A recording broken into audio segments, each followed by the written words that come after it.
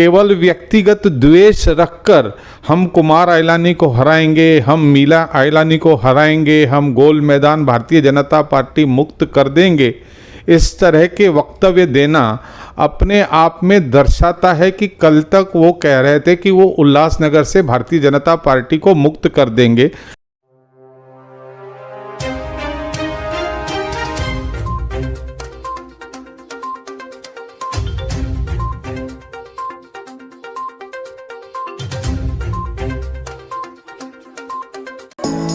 Neeraj Vinod Burani's Spacecraft Interiors.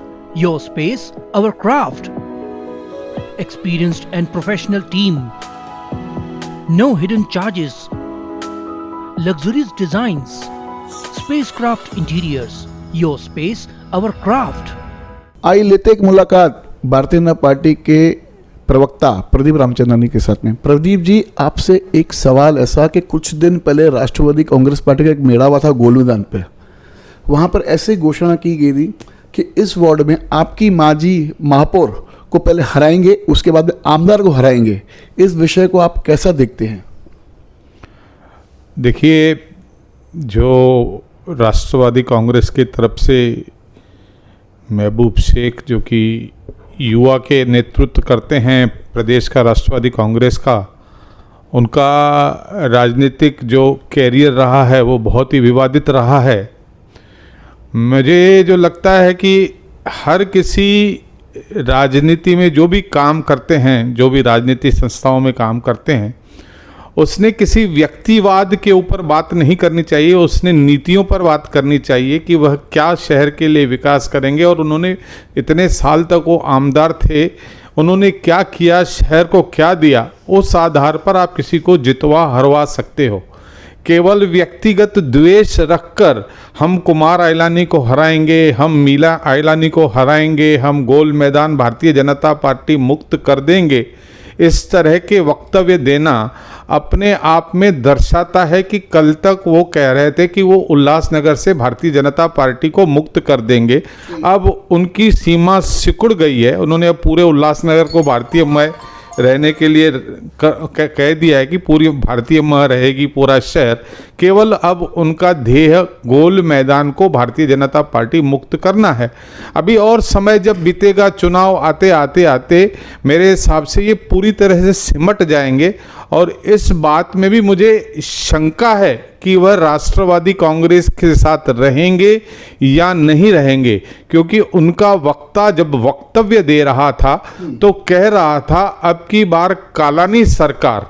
अब कालानी सरकार जब वो बोल रहा था तो इसका अर्थ यह है कि उसने यह नहीं कहा कि राष्ट्रवादी कांग्रेस या और उसके साथ मित्र दल शिवसेना जो बड़ा साहब शिवसेना जो उद्धव ठाकरे गुट की शिवसेना के साथ मिलकर लड़ेंगे, ऐसा उनका कोई कार्यक्रम नहीं दिख रहा। अपने आप में वह कमज़ोर जो वक्तव्य दे रहे हैं, इस वजह से कमज़ोर वक्तव्य देने से उनकी जो हालत है वह पतली होती जा रही है और मुझे नहीं लगता कि आज के तारीख में कालानी परिवार या राष्ट्रवादी कांग्रेस पार्टी महाराष्ट्र में या उल्लासनगर में भारतीय जनता पार्टी को चुनौती देने की स्थिति में है।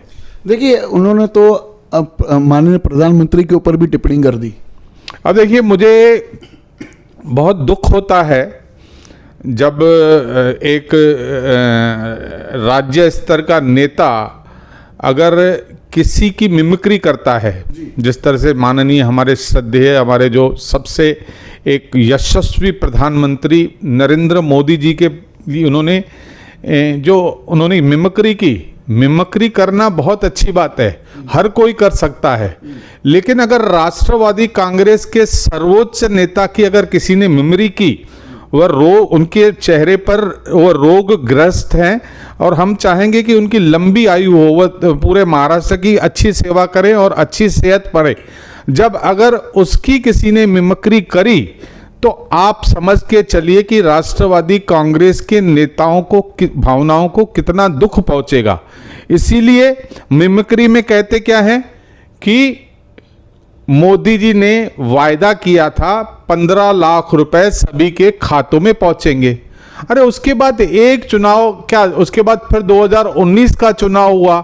ये 2014 के चुनाव में जब स्टेटमेंट दिया था उसको भी तोड़ मरोड़ कर पेश किया गया था। उन्होंने ऐसा कहा था कि अगर पूरे विदेशों से भारतीय जनता पार्टी ने कहा था कि काला धन अगर आ जाएगा तो पूरे देश के सभी गरीबों के खाते में 15-15 लाख आ जाएंगे, ऐसी स्थिति है अगर काला धन पूरी तरह से बाहर आ गया था। उन्होंने ऐसे नहीं कहा था, लेकिन फिर भी इन्होंने उस जो स्टेटमेंट है प्रधानमंत्री जी के उनको तोड़ मरोड़ कर पेश किया।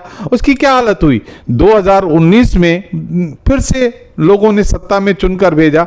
इसीलिए यह कहना कि मिमिक्री करना, मुद्दों की बहुत कमी है विपक्ष के पास, क्योंकि एक यशस्वी प्रधानमंत्री, उसने इन 8 सालों में देश में जो कर दिखाया है, नेतृत्व का जो करिश्मा उसने कर दिखाया है, हर गरीबों के साथ सबका विकास और सबका विश्वास के आधार पर चलने वाला यह व्यक्ति अब किसी को इस बात को आज वह पचा नहीं पा रहे हैं कि ऐसा व्यक्ति कैसे आ गया देश में, इसलिए अनाप शनाप बोलते रहते हैं।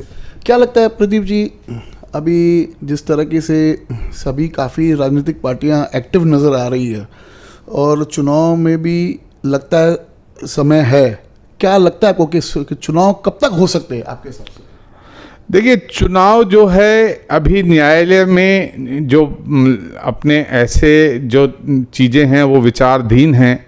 जब भी न्यायालय के तरफ से, क्योंकि ये जो न्यायालय में गए हैं विपक्ष के लोग गए हैं, वह बातें जब विचाराधीन न्यायालय जब स्थिति अपनी स्पष्ट कर देगा तुरंत चुनाव हो जाएंगे। जब भी चुनाव लगे, जब भी बिगुल बजेगा, तो भारतीय जनता पार्टी की पूरी तैयारी हो चुकी है। अब देखिए, जो राजनीतिक पार्टियां रहती हैं ना, वह हमेशा चुनाव के मोड में रहती हैं, हमेशा।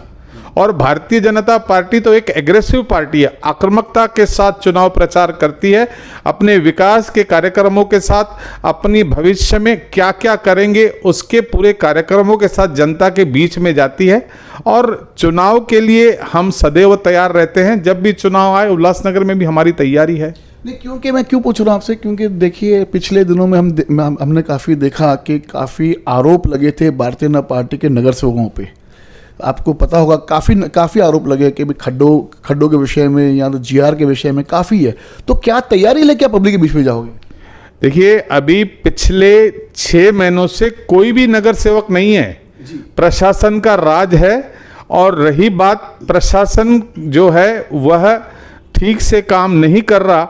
हम लोगों की, हमारे नेतृत्व की जवाबदारी होगी कि महाराष्ट्र सरकार की तरफ से पूरी तरह से उल्लासनगर शहर को खड्डा मुक्त कराना, और उस स्थिति में काम अब शुरू भी हो गया है। इस बार बरसात ज़्यादा पड़ी, इसके लिए पूरे ये खड्डों की समस्या केवल उल्लासनगर में नहीं है, मुंबई में है, सभी जगह है। तो अब उसकी हमारा यह प्रयास होगा कि जो प्रशासक है यहाँ का अजीत शेख, उनके पीछे उनको यह बता के भारतीय जनता पार्टी के तरफ से और बाड़ा साहब की शिवसेना, जिनके मुख्यमंत्री माननीय एकनाथ शिंदे हैं, उनकी तरफ से यह कोशिश होगी कि जल्द से जल्द सारी चीज़ें ठीक की जाए। और जो भी है व्यवस्था के आधार पर जो चीज़ें होगी, आगे लोगों के सामने हम कार्यक्रम रखेंगे और उसके बाद चुनाव होगा। बहुत अच्छा लगा प्रदीप से आज बात करते हुए, और प्रदीप जी ने खुला कह दिया कि हमारी पूरी तैयारी है और हम अच्छे मुद्दों को लेकर पब्लिक के बीच में जाएंगे, और मुझे लग रहा है कि जल्दी चुनाव का बिगुल बच सकता है। धन्यवाद। देखते रहिए फिर से वॉगी न्यूज़ चैनल।